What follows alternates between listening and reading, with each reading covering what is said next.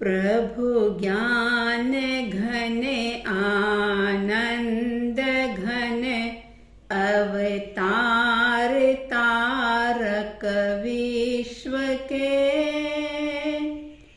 श्री चरण में हम शरण पा ज्ञाता बने निज रूप के।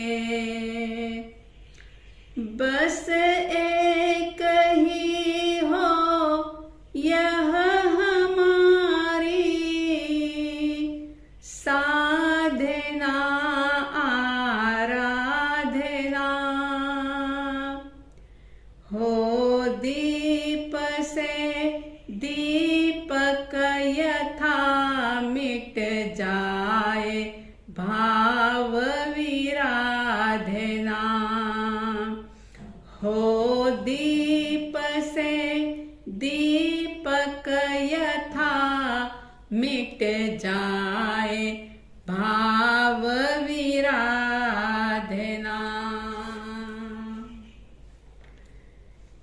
श्रद्धालु जिज्ञासु श्रोताओं,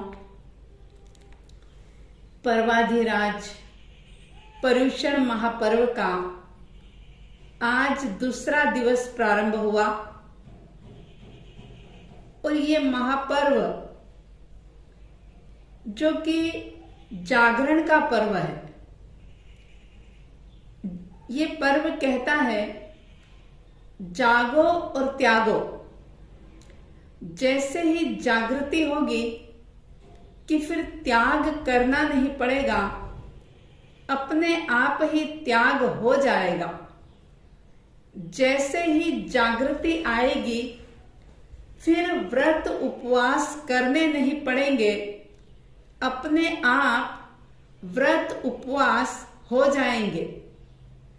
जब जागृति आएगी तब क्रोध, कषाय, गुस्सा, अभिमान, छल, कपट, माया, लोभ, राग, द्वेष छोड़ना नहीं पड़ेगा, वो अपने आप छूट जाएगा।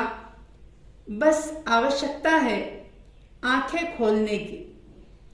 बाहर की आंख तो खुल गई, लेकिन जरा देखें कि भीतर की आंख खुली या नहीं। बरसों से अंतगढ़ सूत्र सुन रहे हैं। जब से होश संभाला तब से अंतगढ़ सूत्र में वर्णित आत्माओं का सारा जीवन चरित्र सुना, लेकिन थोड़ा सा भीतर में निरीक्षण करें कि थोड़ी सी भी अंतर की जागृति आई है या नहीं। ये चमड़े की आंखें तो सुबह होते ही खुल जाती है, लेकिन चेतना की आंखें, भीतर की आंखें, विवेक की आंखें अब तक खुली या नहीं, ये निरीक्षण करने का समय है। आइए अपने भीतर की आंखों को खोलने के लिए, प्रमाद को भगाने के लिए अंतगढ़ सूत्र का स्वाध्याय करते हैं। आपने कल इस अंतगढ़ सूत्र के पहले वर्ग के 10 अध्ययन श्रवण किए थे। आइए दूसरा वर्ग प्रारंभ होता है। दूसरे वर्ग में भी जम्बू स्वामी जी बड़े ही विनय के साथ, भक्ति के साथ, नम्रता के साथ और जिज्ञासा के साथ अपने सतगुरुदेव सुधर्मा स्वामी जी से पूछते हैं कि भगवान, दूसरे वर्ग के 8 अध्ययनों में किस प्रकार का वर्णन किया गया है। तब सुधर्मा स्वामी जी कहते हैं कि हे जम्बू, इस दूसरे वर्ग के 8 अध्ययन प्रभु ने फरमाए हैं, जिनके नाम हैं अक्षोभ, सागर, समुद्र, हिमवात, अचल, धरण, पूरण, अभिचंद्र। इस प्रकार से ये 8 अध्ययन कहे गए हैं। इन अध्ययनों का नाम इन अध्ययनों में वर्णित राजकुमारों के नाम से ही इनका नाम रखा गया है। सुधर्मा स्वामी जी कह रहे हैं कि जिस समय में परमात्मा अरिष्टनेमि इस धरती पर विचरण कर रहे थे, उस समय में द्वारिका नगरी में अंधकवृष्णि नाम के एक राजा रहते थे और उनकी धारिणी नाम की रानी थी। और उन्हीं के ये अक्षोभ सागर, समुद्र, हिमवान, अचल, धरण, पूरण, अभिचंद आदि ये 8 ही उनके पुत्र थे। एक बार अरिष्टनेमि परमात्मा का द्वारिका नगरी में पदार्पण होता है और जब परमात्मा पधारते हैं, सारे ही लोग प्रभु के दर्शन वंदन करने के लिए जाते हैं और ये 8 ही कुमार पहली बार परमात्मा के चरणों में उपस्थित होते हैं।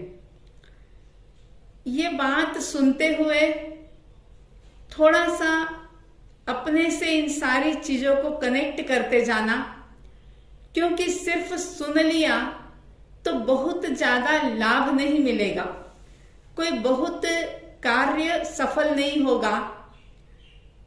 अगर जीवन में परिवर्तन चाहते हैं तो इसको सुनकर के इसे अपने साथ जोड़ने का प्रयास करें और देखें कि आखिर ऐसी क्या बात हुई होगी कि एक ही बार प्रभु को देखा, एक ही बार दिव्य देशना श्रवण की और पूरा के पूरा जीवन ऐसा बदला कि उसी जन्म में, उसी भव में, और उस भव में क्या कुछ ही वर्षों की साधना में सारे कर्मों के मेल को दूर करके वे सिद्ध बुद्ध और मुक्त हो गए।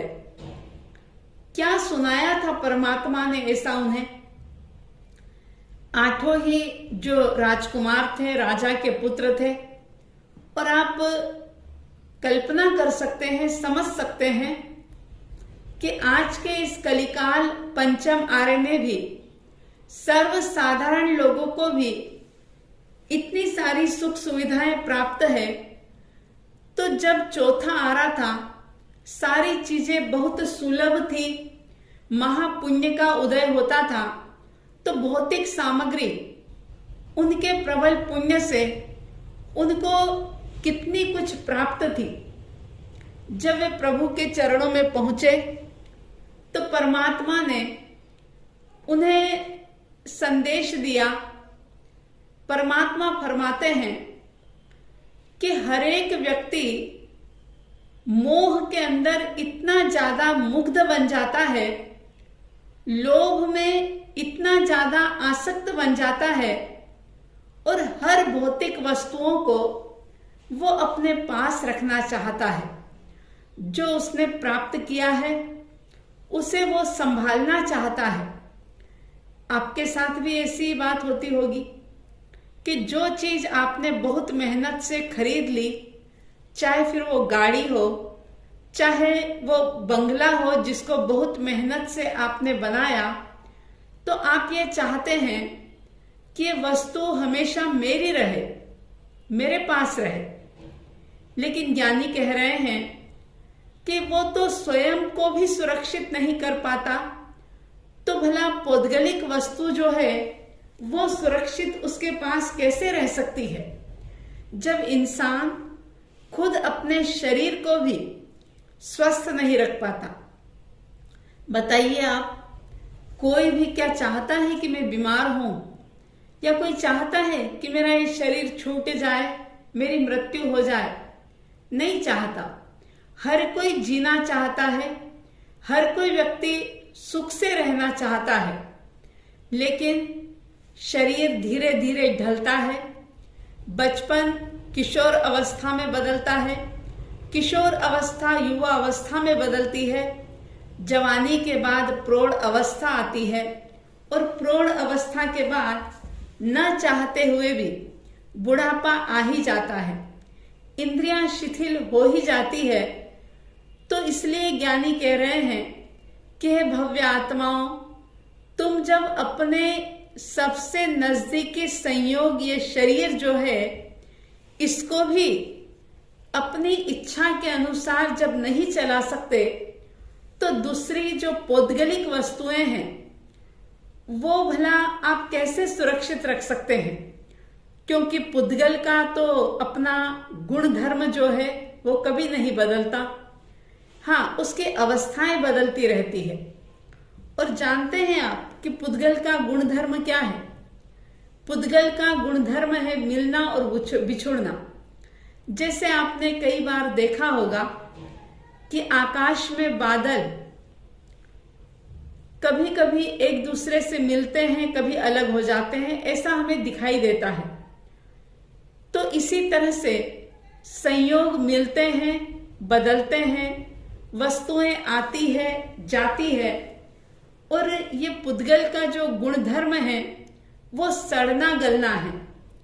जैसे बर्फ को कोई व्यक्ति कितना भी संभालने का प्रयास करे, लेकिन वो बर्फ संभल नहीं सकती, आखिर वो पिघल जाती है, क्योंकि पिघलना उसका स्वभाव है।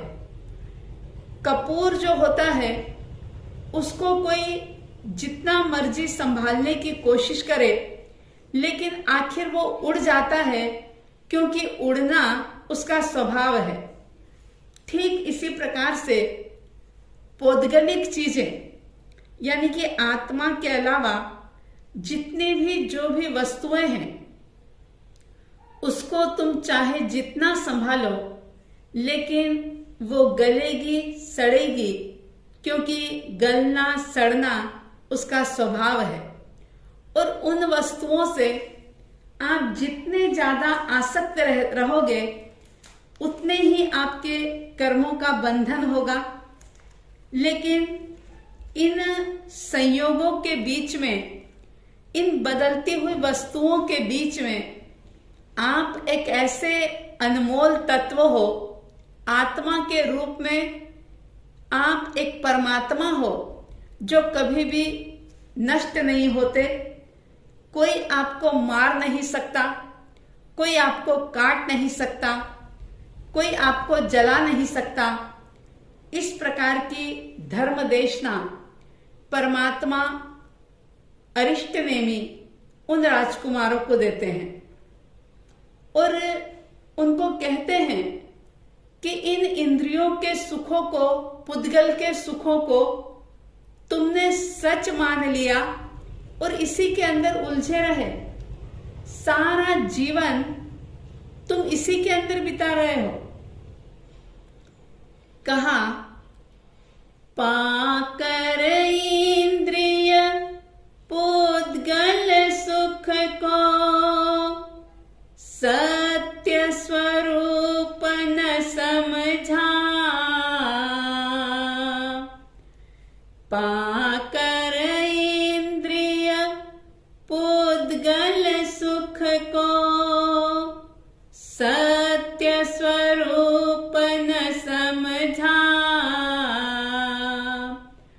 शब्द रूप रस गंध स्पर्श की पर्यायों में उलझा।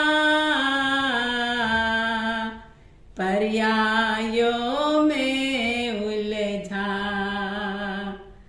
जड़ चेतन का भेद करो अब, पाओ शिवपुर डेरा।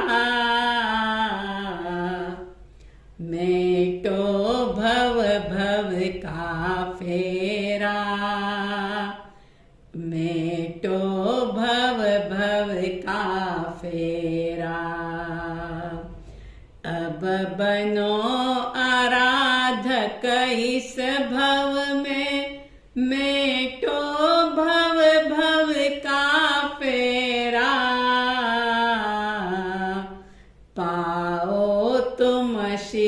सुख डेरा, पाओ तुम शिव सुख डेरा।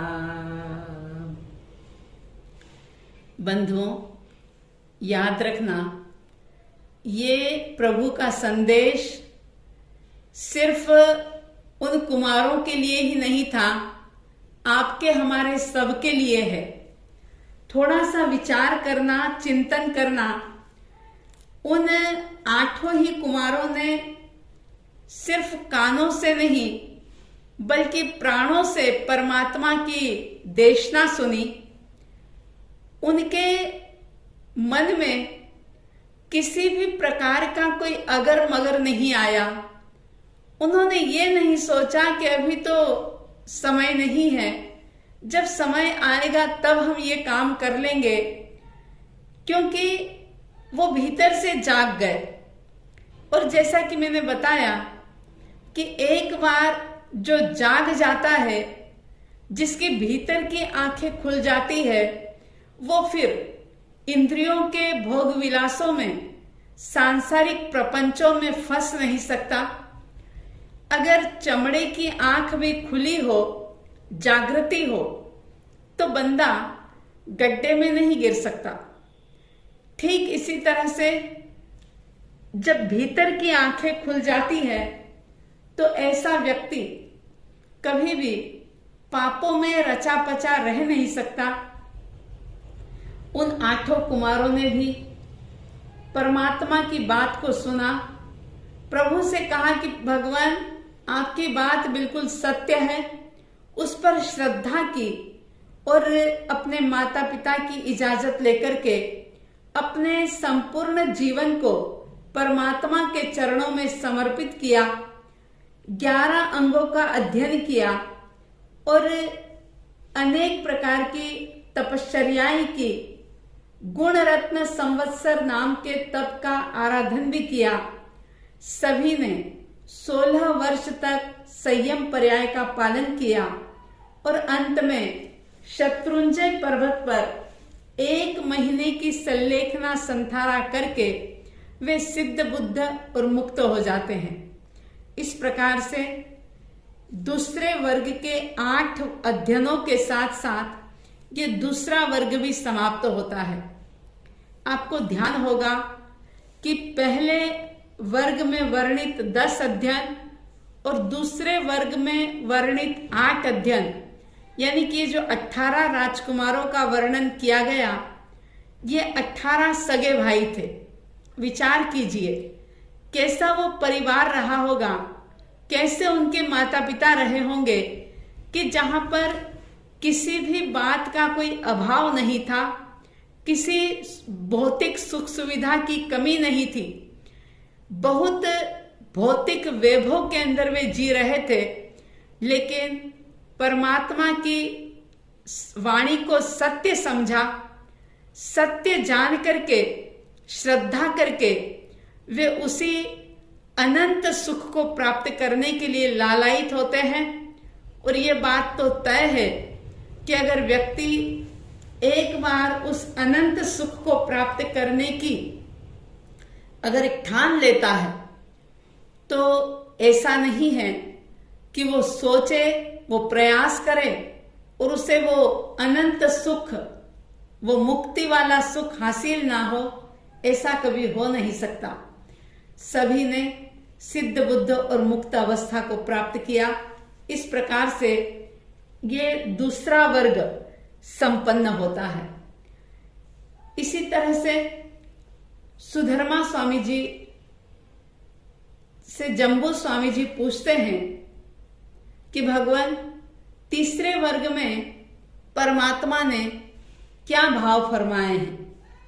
तब सुधर्मा स्वामी जी कहते हैं कि हे जम्बू, परमात्मा प्रभु महावीर स्वामी जी ने तीसरे वर्ग में 13 अध्ययनों का जिक्र किया है, जो इस प्रकार से हैं: अनिक सेन, अनंत सेन, अजित सेन, अनिह त्रिपु, देवसेन, शत्रुसेन, सारण, गज, सुमुख, दुर्मुख, कुपक, दारुक और अनादृष्टि।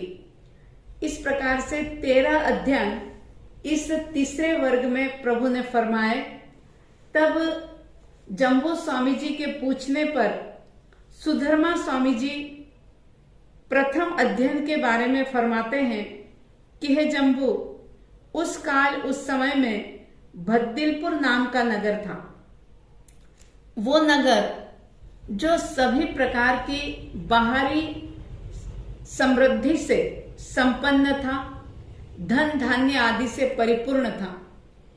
उसी नगर में नाग नाम के गाथापति रहते थे। गाथापति वो होते थे जिनके यश की गाथा, जिनकी कीर्ति पताका चारों दिशाओं में फैली हुई हो, जो बहुत परोपकारी हो, बहुत अच्छे कार्य करने वाले हों, सहयोग करने वाले हों, ऐसे का जो यश होता था, ऐसे लोगों का वो चारों तरफ फैला होता था और इसलिए उनको गाथापति कहते थे। यानी कि जो यश की गाथा फैली हुई है उसके स्वामी, वो गाथापति कहलाते थे।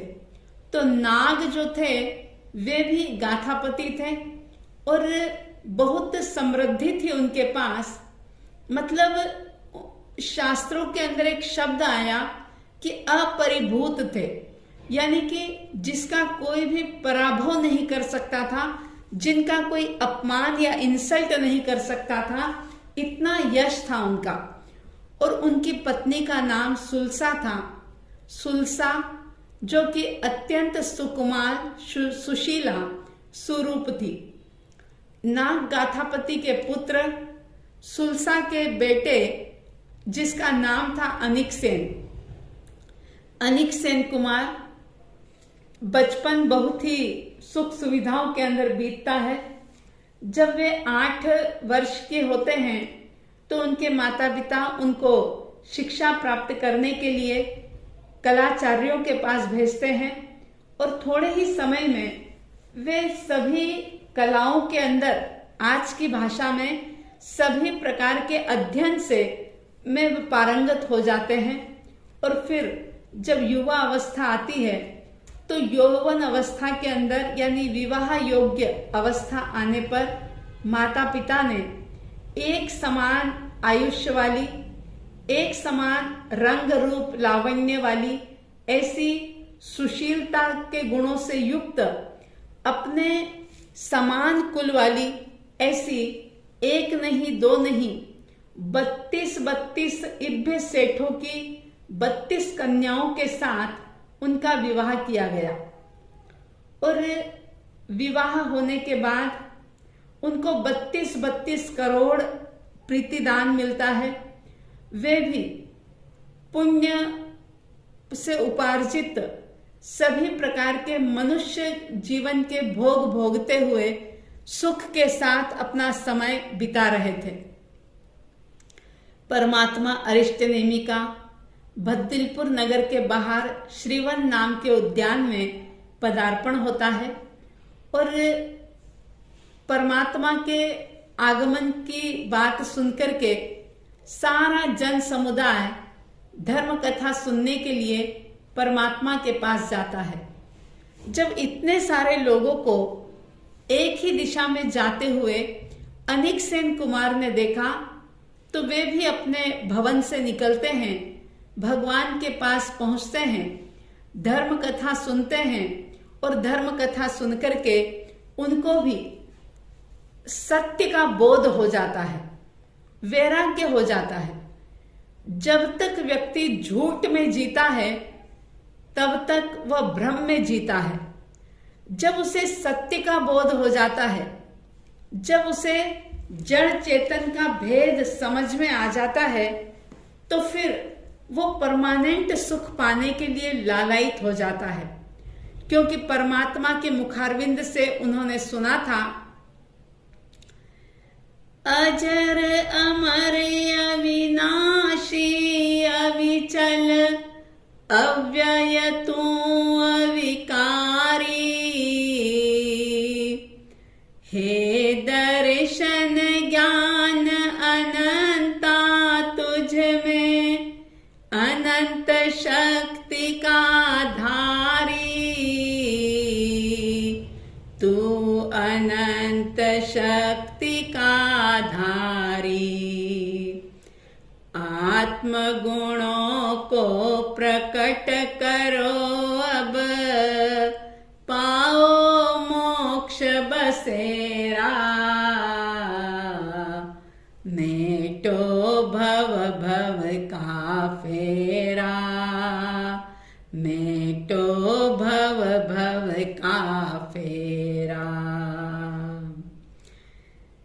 अनिक सेन कुमार ने प्रभु की वाणी सुनी, वैराग्य आया, माता पिता की आज्ञा लेकर के दीक्षा धारण की और दीक्षा लेने के बाद सामयिक आदि 14 पूर्वों का अध्ययन किया। क्योंकि प्रभु कहते हैं कि पढ़मम नाणम तवोदया, अगर ज्ञान नहीं होगा तो भला आप ध्यान कैसे करोगे। स्वाध्याय बहुत जरूरी है, इसलिए उन्होंने 14 पूर्वों का अध्ययन किया, अनेक प्रकार की तपश्चर्याएं की, 20 वर्ष तक संयम पर्याय का पालन किया और अंत में शत्रुंजय पर्वत पर जाकर के 1 महीने की संलेखना करके सिद्ध बुद्ध और मुक्त होते हैं। इस प्रकार से तीसरे वर्ग का पहला अध्ययन संपन्न होता है। इसी तरह से इस तीसरे वर्ग के दूसरे अध्ययन के अंदर आर्य सुधर्मा स्वामी जी फरमाते हैं कि जैसा अनिक सेन कुमार की बात कही, वैसे ही अनंत सेन, अजित सेन, अनिहत रिपु, देवसेन और शत्रुसेन, इन सब का भी इसी प्रकार का वर्णन है।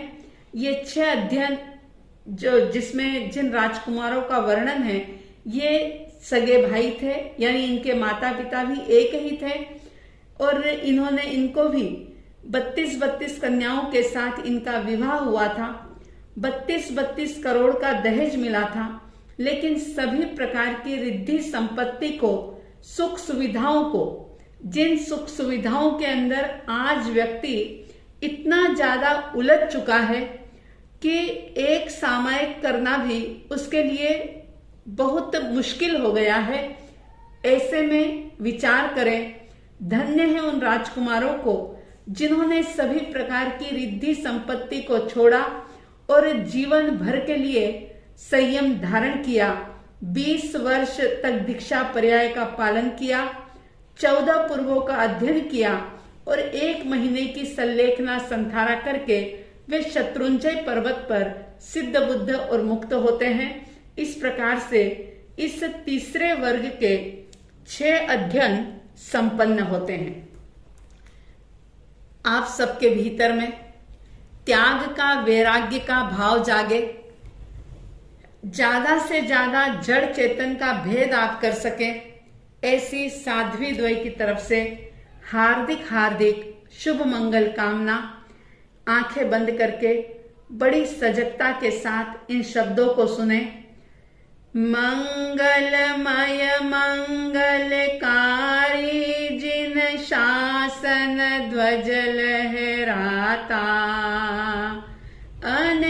अनेकांतमय वस्तु व्यवस्था का यह बोध कराता, स्यादवाद शैली से जग का संशय तिमिर मिटाता, चहुगति दुख नशाता, जनगण मन हर्षाता, जिन शासन सुखदाता, सम्यक दर्शन ज्ञान चरणमय मुक्ति मार्ग बतलाता, जय है जय है जय है, जय जय जय जय है,